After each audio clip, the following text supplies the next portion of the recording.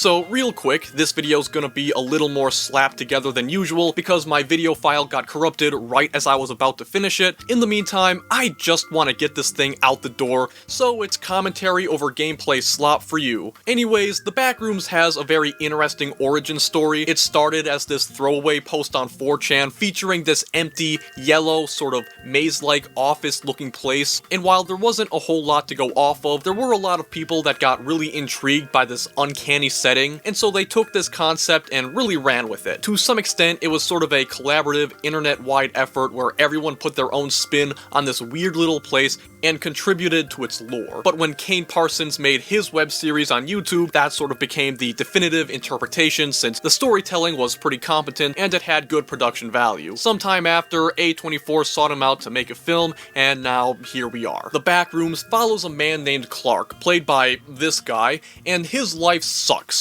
He had dreams to become an architect, but now he's an alcoholic who owns a failing furniture store that he probably lives in since his wife kicked him out of the house on account of their failed marriage. To help him sort out his life, he sees a therapist named Mary Klein, played by this woman, who herself is working through her own trauma of having a crazy-ass mom. One night, Clark's in his furniture store trying to fix his lights when he notices a glowing slit in the wall and decides to investigate, phasing through and ending up in the Backrooms. Although they never actually call it the Backrooms in the movie, those words never leave anyone's mouths. The more he explores this place, the more he grows infatuated with it, so Mary has to go in to check if he's okay. All the while, however, there's traces of a monster lurking around. Being that most people are gonna be watching the Backrooms for the Backrooms, I may as well start with the set design, which is absolutely phenomenal. It famously constructed 30,000 square feet of this place that could actually be walked around in. I mean, really, not only do you just have to respect that level of dedication,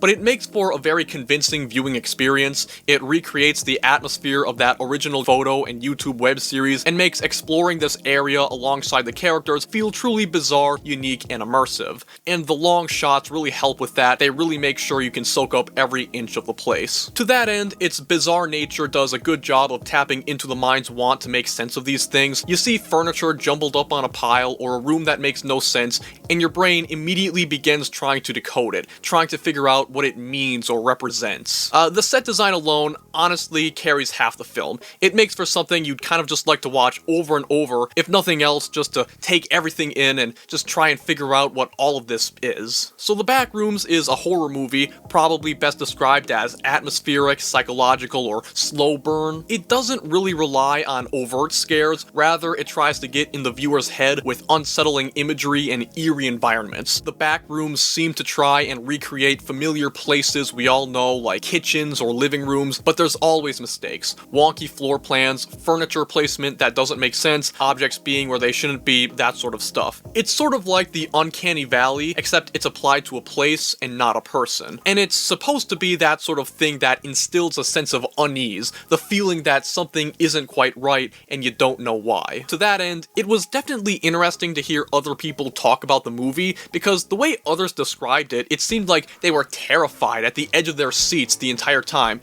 and frankly, nothing could have been further away from my own experience. As interesting a setting as the Backrooms are, I wouldn't really say it's a scary one. Like, they're funny yellow rooms, they're intriguing and fun to explore, but that's about it. I'm not even saying this to try and sound cool, like, oh, this movie didn't make me scared, I'm such a big boy. For me, it's more bizarre than eerie. And I do think this hurts the movie a bit because there's a lot of scenes where not a whole lot is happening, right? There's a few scenes where you just kind of have characters wandering around and that's it, that's all they're doing. And I'm guessing the creators were intending that the setting would build that suspense and dread, the feeling that anything could go wrong at any moment, but obviously if you're not scared of the setting in the first place, that doesn't really work. And seriously, there are quite a few scenes where you have people just meandering about the Backrooms, not doing much at all. I want to respect the movie for taking things at its own pace, taking its time, but at some point it's like, we get it, we've taken in the atmosphere, let's get some plot going here, please. I think something else that makes the film a lot less scary is that the characters aren't really trapped in the Backrooms like you see in most Backrooms related media. They do have a safe and reliable way of getting in and out, so if anything did go wrong, you could just leave right where you came. It doesn't remove the feeling that the characters are in danger, but it definitely reduces it, and by extension, it reduces the capability to feel fearful of anything happening. I'd say one of the only times this safety net kind of gets removed is when Clark brings 2 employees to help him descend a steep slope. It's so steep they need rope to bring someone up, but even here the tension's effectively removed because it's so predictable. Anyone who's ever watched a horror movie can probably tell, yeah, something bad's probably gonna happen when you try and descend that ominous looking slope. So the movie didn't really manage to get into my head, but that is okay since it doesn't put all of its eggs into that basket. Horror isn't necessarily at the forefront here, since the Backrooms is more of a character-driven thing. It has these characters with their own issues, and so while the Backrooms are kind of in the background, they're sort of used as a way to explore psychologies and mindsets and what have you. On the topic of characters, Clark is a pretty good one. His struggles of owning a failing business hit pretty hard for me. I sympathize a lot with struggle because, you know, I'm just a good person, and the notion that he has these dreams that he'll never get to fulfill also hit pretty hard as well. At the same time, he definitely has flaws which are very much evident to us, which makes him feel poignantly authentic. When he stumbles into the Backrooms and starts growing a genuine interest in this place, I did feel pretty happy for him because here you have this guy whose life kind of sucks and he's all but given up on it. He's accepted that he's stuck in this position, and now he becomes reinvigorated in this place. He's able to find new purpose in life because of this place. And while him being able to come and go as he pleases takes a lot of the tension out of it, it does show us that he's not there because he's trapped, he's there because it's somewhere he wants to be. To that end, his actor, this guy, plays him very well, and he takes a script that is pretty iffy at times and sells it pretty well. I am a frick. The other sort of main character, Mary, I didn't really care too much about since her backstory kind of just starts and ends at she had a crazy mom, lol. But again, her actor did a good job. She really nails that condescending vibe that therapists seem to project. I've never actually been to a therapist, but that's always how I've pictured them. Overall, she's, there. Something that kind of confused me was, for all the times Clark goes into the Backrooms, he never seems to bring a weapon with him, which didn't make a whole lot of sense. There's a scene where he's wandering around the Backrooms, but then he hears a scary noise, and so he rushes out, which I think makes it pretty evident he's aware there's something or someone in there who could do harm to him. So it only makes sense he take precautions to protect himself, yet we never see him do that. And then there's the matter of people going into the Backrooms to begin with. With Clark, it makes sense because he seems to be naturally curious about this place, so of course he's gonna make a bunch of expeditions in and out of it. But then he enlists the help of those other employees to film the place, and then Mary goes in sometime after, and they're just fine with phasing through this wall and walking around this completely unfamiliar place. And there it's like, you lost me. I just find it very difficult to believe people would just be like, I just phased through to another reality. I'm totally fine with this. I don't know, for a character-driven movie, I think it would make sense for the characters to act like real people. Moving on, a lot of the movie's meaning seems to be hidden in cryptic messaging and symbolism. There's a lot of visual metaphors to try and make sense of, and on one hand, it does make a movie that retains its intrigue well after it's over. There's so many things to try and decode, and it'll definitely leave you thinking like, what the heck was all that then? And you kind of want to watch it again and again to try and notice things and piece things together. And I really like movies and just things in general that do that. Things that give an experience that linger instead of falling out of your mind the second you're done with it. On the other hand, this insistence on the vague and the cryptic does, in my personal opinion, sort of form a rift. It feels like a lot of the enjoyment doesn't really come from watching the movie, but instead trying to decipher it. At some point, I kind of wonder, to some extent, what's the point of the movie then, specifically watching it? I feel like I could have just watched a talking head on YouTube blab about it, talk about major interpretations,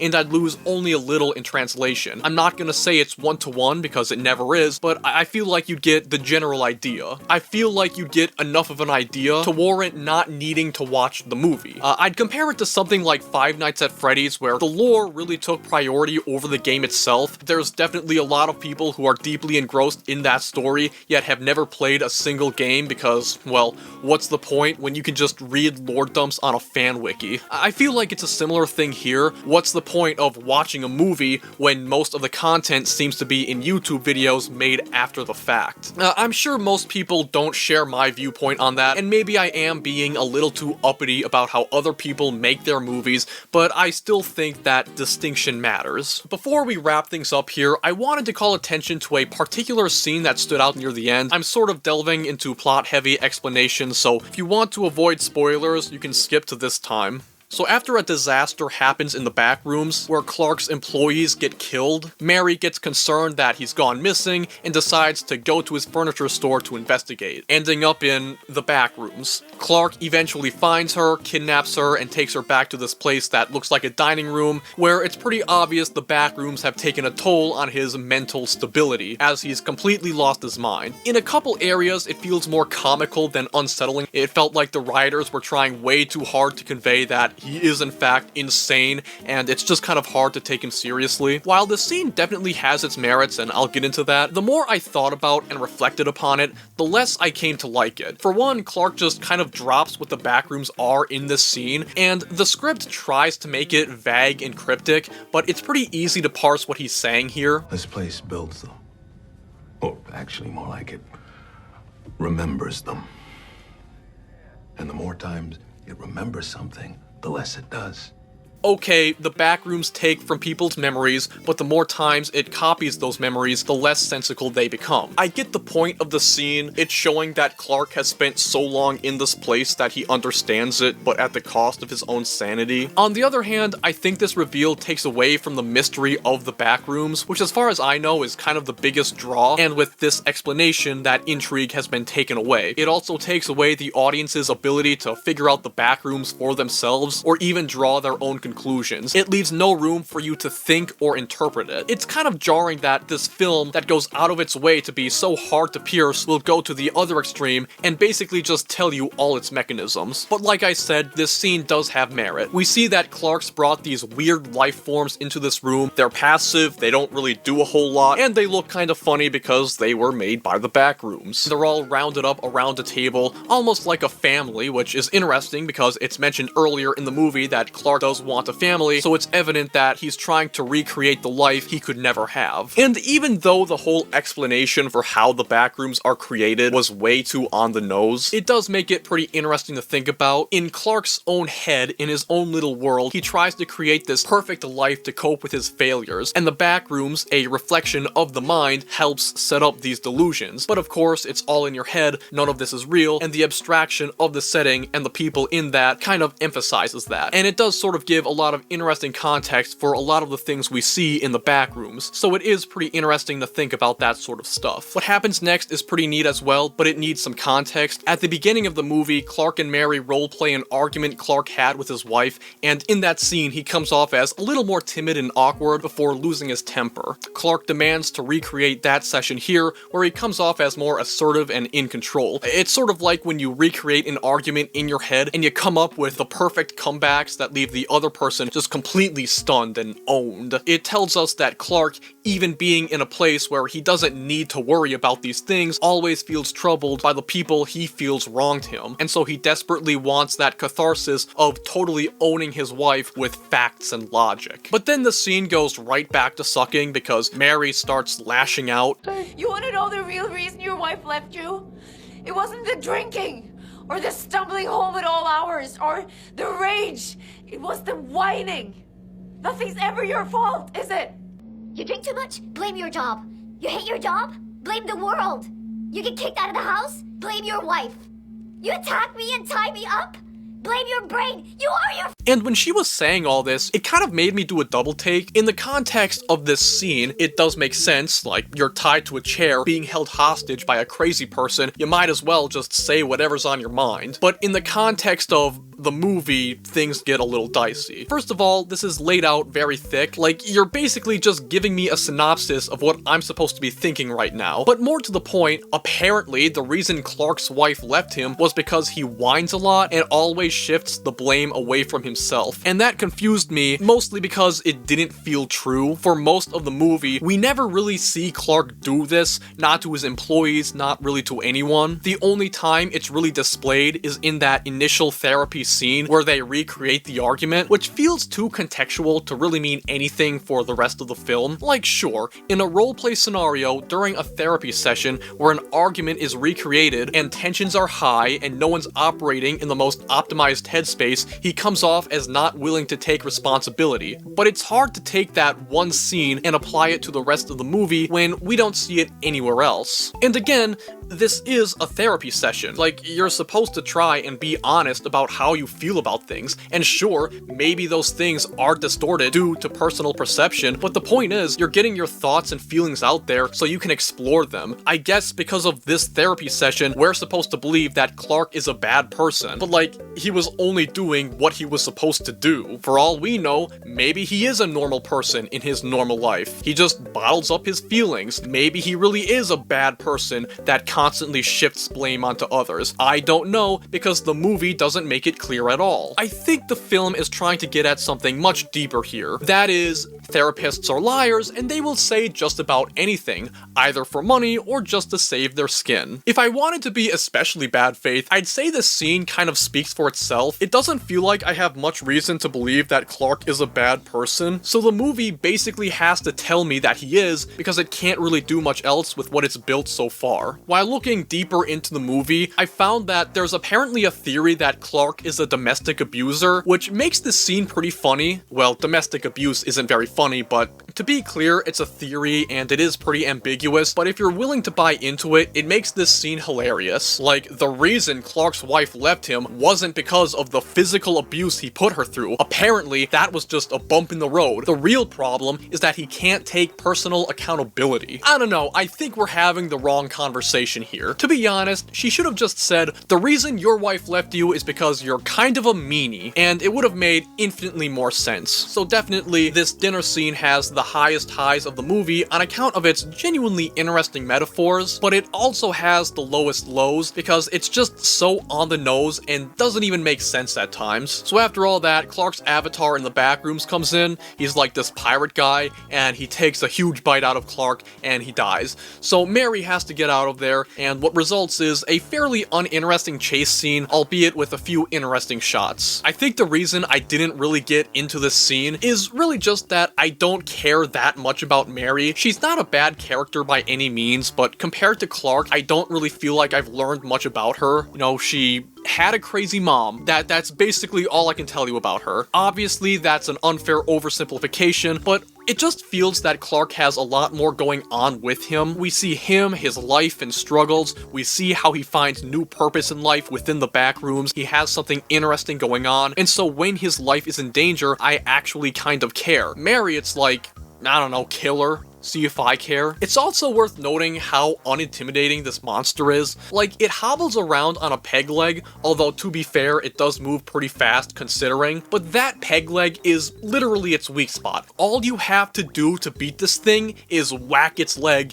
and you've pretty much immobilized it. So those are my thoughts on the Backrooms, and overall, I actually did like the film. I know I ragged on it a lot, and I probably have more criticisms than good to say, but despite all my nitpicks, I think the good parts of the movie do shine through and overcome the bad. I might have problems with some of the characters, scenes, and writing decisions, but overall, I do think there is some strong character building. The set design, again, is amazing, and overall, it's a very intriguing film that will keep you engaging with it, either by rewatching it or watching people on YouTube give their take. Overall, I give it a 7 out of 10, and I definitely recommend it. It's a very curious piece of work, and it is definitely worthy of your time. That's all I've got.